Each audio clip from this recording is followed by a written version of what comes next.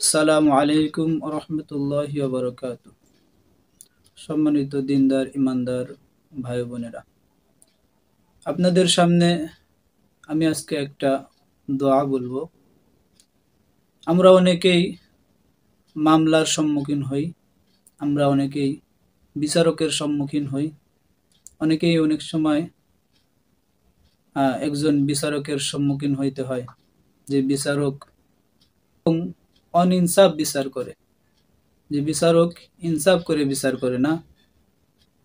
তো এই বিচারকের সামনে যে যদি আমি আল্লাহ রসুল সাল্লাল্লাহু আলাইহি ওয়াসাল্লামকে শিখানো একটা দোয়া পাঠ করি, আল্লাহ তাআলা এই দোয়াটার ওসিলায় আমাকে ওই বিচারকের ইনসাফ বিচার থেকে আল্লাহ তাআলা আমাদেরকে হেফাজত করবেন।